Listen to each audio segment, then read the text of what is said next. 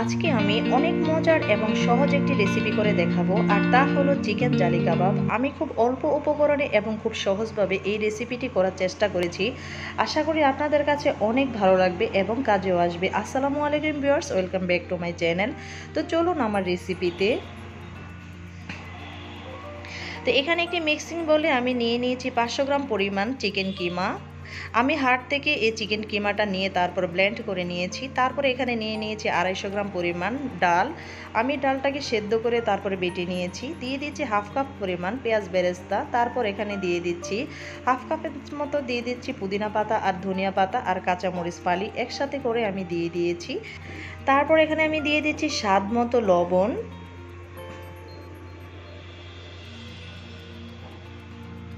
দিয়ে দিচ্ছি 1 টেবিল চামচ রসুন বাটা, 1 টেবিল চামচ আদা বাটা, দিয়ে দিচ্ছি 1 টেবিল চামচ পরিমাণ গরম মশলার গুঁড়া। এখন আমি সব উপকরণ চিকেনের সাথে খুব ভালোভাবে আমি মেখে নেব। এমনভাবে মিক্সিং করতে হবে যাতে করে কোনো কিছু দানাদার না থাকে। খুব ভালো করে এই মিক্সিংটা করতে হবে, যা আপনারা ভিডিও দেখে বুঝতে পাচ্ছেন যে আমি কিভাবে এই মিশ্রণটা তৈরি করছি। আর এই কাবাবটা বানাতে এত সহজ, এর চাইতে আর কোনো সহজ রেসিপি হতেই পারে না। আমি খুব সহজভাবে চেষ্টা করেছি এই কাবাবটা বানিয়ে নেওয়ার জন্য। খেতেও আলহামদুলিল্লাহ অনেক ভালো হয়েছিল।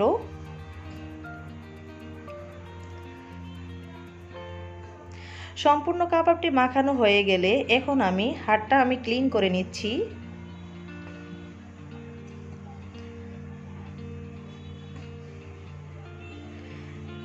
তারপর আমি হাতে সামান্য কিছু তেল বা ঘি লাগিয়ে এখন আমি ছোট ছোট করে এই কাবাবগুলো বানিয়ে নিচ্ছি।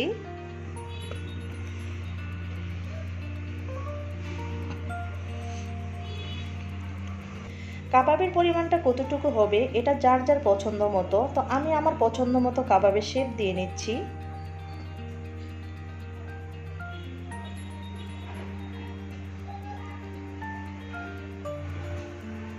তো এখানে আমি একটি কাবাব বানিয়ে নিয়েছি। আপনারা ভিডিও দেখে বুঝতে পাচ্ছেন যে আমি কিভাবে বানিয়েছি। এটা বলার বিশেষত কিছুই নেই, যা আমরা সবাই এই কাজটি করতে পারি।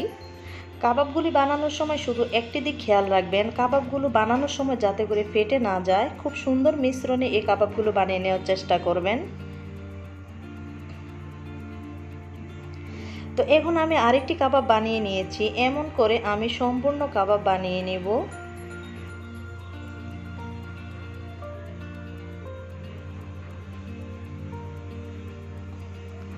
তো দেখতে পাচ্ছেন যে আমার সম্পূর্ণ কাবাবগুলো বানানো হয়ে গিয়েছে। এখন আমি কাবাবগুলো ভেজে নেব।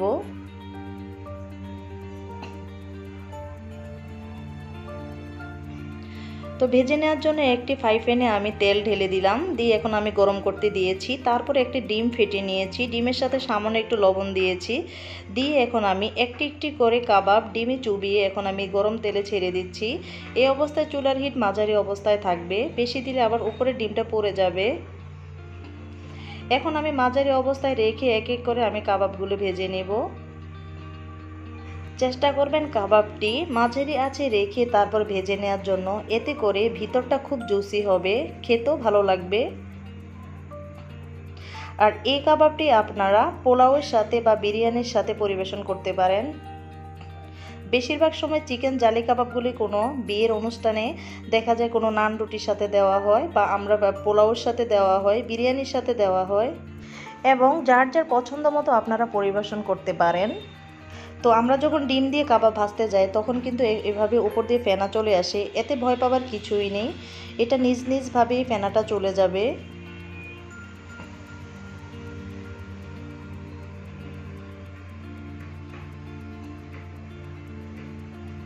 এখন কাবাবের একটি পাশ হয়ে গিয়েছে, এখন আমি একটি একটি করে কাবাবগুলো উল্টিয়ে দিচ্ছি।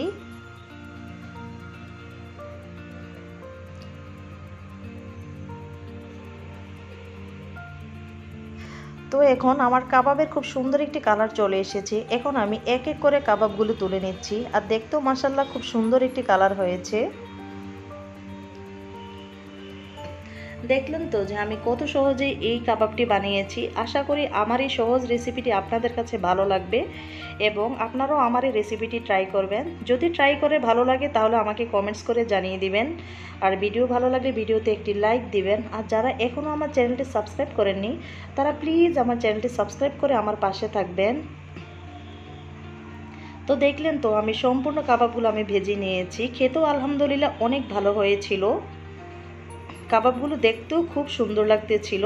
তাহলে আজ এ পর্যন্তই। সবাই ভালো থাকবেন, সুস্থ থাকবেন। আল্লাহ হাফেজ।